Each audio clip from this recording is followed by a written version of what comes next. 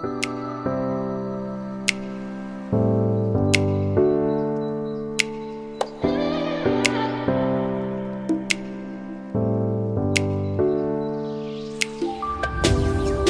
le cadre du prix Joseph Cotte, les élèves de terminale baccalauréat professionnel travaux forestiers du lycée Nature et Forêt de Noiretable ont décidé de rencontrer des acteurs du territoire qui, à leur manière, sont animés par un idéal.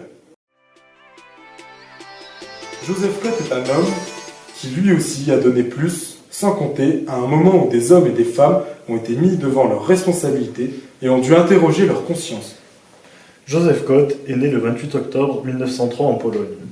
Avant la guerre, il devient responsable de la Fédération juive de France. Au moment de la guerre, il réside en Savoie, alors sous occupation italienne. L'histoire va retenir son nom, car avec ce courage, il amène de nombreux juifs en Suisse pour les soustraire à la déportation. À la Libération, on le retrouve à Roanne, où il participe au comité de libération de la ville. Entre 1942 et 1943, depuis l'hôtel Éden à Saint-Gervais, face au Mont Blanc, il organise la vie de toute une communauté. Inlassablement, il monte des opérations pour éviter l'arrestation et la déportation à de nombreuses familles juives. Par son action à Saint-Gervais, il contribue à donner un havre de paix et de répit à des familles pourchassées qui gagnent ensuite Genève et la Suisse. Joseph Cotte saura faire des miracles alors que l'horizon s'assombrit partout en Europe pour les Juifs harcelés par le régime nazi et ses collaborateurs. Bonjour, je suis Gavin Payet, élève de terminale bac-pro travaux forestiers au lycée de Noiretable. Et donc je suis ici aujourd'hui pour venir vous parler du prix Joseph Cotte. Bonjour, je suis Yael Novenstern. J'ai partagé avec le lycée forestier la création du sentier de la Coche dans un but de sensibiliser à la gestion durable de la forêt et à la santé de la forêt et la santé de l'être humain. Donc aujourd'hui, je vais vous poser des petites questions. Donc la première, pourquoi cet amour pour la forêt? Parce que l'arbre, la forêt sont des éléments de la création dont nous faisons partie et qui nous apprennent l'essentiel de la vie. Alors avant votre retraite, quelle profession exercez-vous? J'étais médecin pédopsychiatre. Et donc aujourd'hui, quel lien faites-vous entre votre ancien métier et aujourd'hui ce que vous apportez à la forêt? Le lien, c'est l'engagement pour la santé et la protection de la santé. Et que la santé de l'être humain ne va pas sans la santé de l'environnement. Et donc aujourd'hui, dans votre entourage, cet état d'esprit et cette passion sont-elles partagées avec d'autres personnes? Oui, beaucoup avec donc, le lycée forestier, les enseignants, et puis le groupement des sylviculteurs. Il y a un technicien forestier du CRPF qui est très très engagé sur la multifonctionnalité de la forêt. Ensuite, comment êtes-vous devenu propriétaire de ces parcelles ici à Noiretable? Alors, j'ai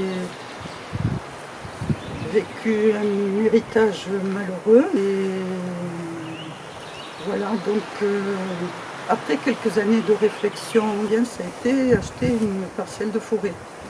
J'ai regardé une petite vidéo sur internet et en un quart d'heure, je savais que c'était ici. Avec l'intérêt de voilà, la proximité du sanctuaire de l'Ermitage, avec l'accessibilité ici, la réalité du lycée à côté. Bon, tout ça a fait que c'était ici. Quelle est l'origine de ce sentier de la Coche? Alors, je vais vous parler de l'association Sens de Vie, dont je suis présidente, et qui est devenue association Sens de Vie, Territoire, Patrimoine, Transmission.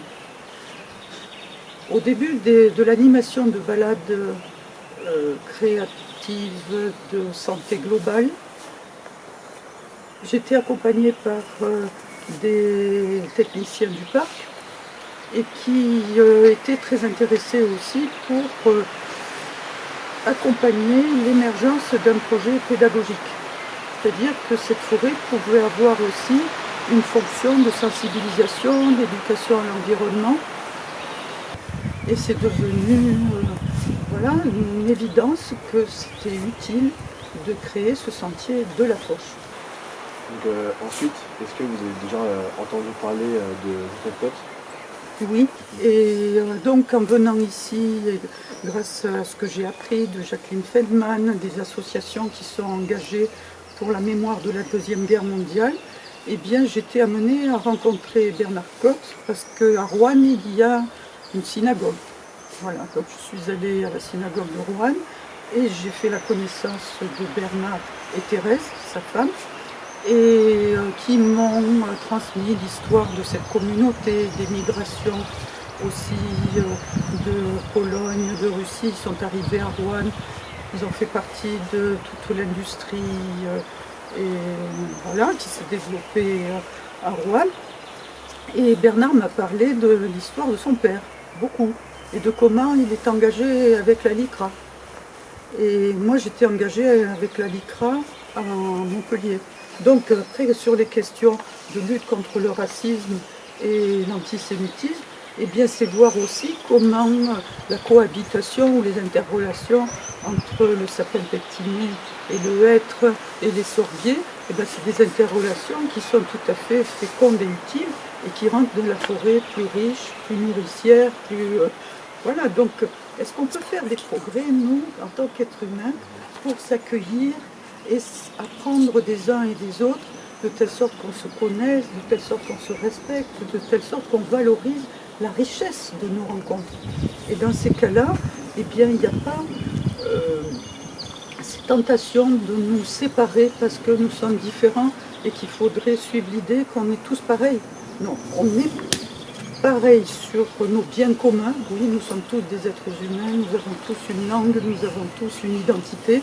Nous avons des racines différentes et ces racines différentes nous mettent en lien de telle sorte qu'on grandisse dans notre intérêt de participer à la création d'un avenir. Sinon, il n'y a pas d'avenir possible. Donc aujourd'hui, les scientifiques sont en mesure d'expliquer que la forêt fonctionne sur un système de solidarité et de communication, d'informations transmises aux nouvelles générations. Est-ce que vous pensez que malgré l'évolution de ces modes de communication, nos générations seront en mesure de faire ce lien et revenir au fonctionnement universel? C'est l'intérêt du sentier de la Coche et de l'animation du marché ensemble et de se reconnecter aux perceptions sensorielles. Bien, merci à vous Yael d'avoir répondu à mes questions. Je vous remercie beaucoup d'avoir été faire partie de l'aventure, de telle sorte que s'il y a des petites graines comme ça pour l'avenir, de telle sorte qu'on s'accueille et on s'accompagne dans nos différences, eh bien la vie sera plus agréable. Merci à vous. Merci. Comment ça va? Comment ça marche? Que se passe-t-il au sentier de la Coche? Il était une fois, il y a des millions d'années, le Big Bang. La vie sur Terre s'est manifestée. Chaque élément créé, vivant, a un noyau d'ADN. À partir de ce qui était sans forme, tohu, bohu, apparu le jour et la nuit. Le jour n'est pas la nuit n'est pas le jour. C'est pas pareil, c'est différent, c'est nécessaire.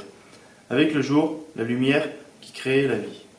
Ensuite, il y eut les eaux d'en haut, les eaux d'en bas. C'est pas pareil, c'est différent, c'est nécessaire. Avec l'eau, c'est la vie. Ensuite apparurent les luminaires. Le soleil, la lune, les planètes, les étoiles, qui, avec la Terre, forment une partie de l'univers. Avec le soleil, la chaleur. Avec la lune, le mouvement de l'eau. C'est pas pareil, c'est différent, c'est nécessaire. Avec l'univers, c'est la vie.